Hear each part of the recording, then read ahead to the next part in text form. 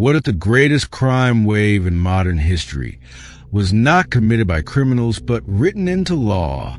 What if a war declared to protect communities ended up imprisoning millions instead?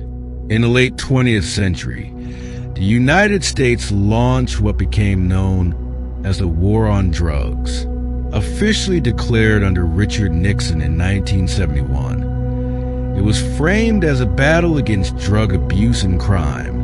But over the next 3 decades, this war would reshape the criminal justice system forever. At first, the message focused on public health and prevention.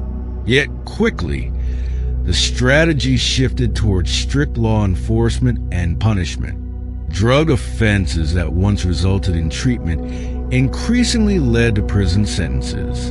In the 1980s, under Ronald Reagan, the campaign intensified dramatically. Mandatory minimum sentencing laws removed judicial discretion. Judges could no longer consider individual circumstances.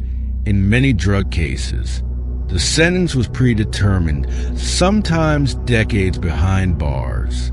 One of the most controversial policies was a sentencing disparity between crack and powder cocaine. Possession of crack cocaine carried far harsher penalties than powder cocaine. The sentencing ratio was 100-to-1. This meant 5 grams of crack triggered the same sentence as 500 grams of powder cocaine. Critics argued the policy disproportionately affected African American communities.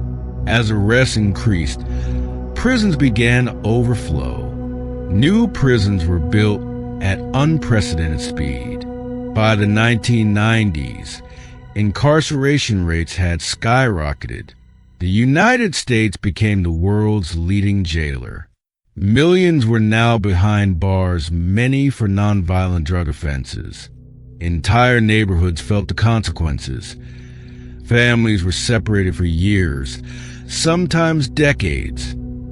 Children grew up with incarcerated parents. Employment opportunities vanished for those with criminal records. A prison record followed individuals long after release. Tough-on-crime politics became a bipartisan strategy. Campaign ads emphasized fear and safety. Public opinion increasingly supported harsh penalties. By the early 2000s, cracks began to appear in the system. Researchers questioned whether harsh sentences reduced drug use. Evidence suggested incarceration had limited impact on addiction rates. Meanwhile, the financial cost of mass imprisonment grew staggering. Gradually, some states began reforming sentencing laws. The crack-to-powder sentencing disparity was reduced. Conversations shifted from punishment to rehabilitation. The opioid crisis further complicated the narrative. Addiction was increasingly described as a public health issue. The war on drugs reshaped a generation. It transformed laws, communities, and lives.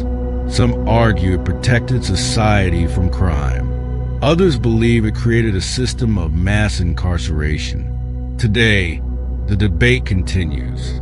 And the question remains, was it a war on drugs or a war on people? If you want more deep documentaries that uncover hidden chapters of history, subscribe and join the conversation. Comment your thoughts below, because history is not just something we study. It is something we shape.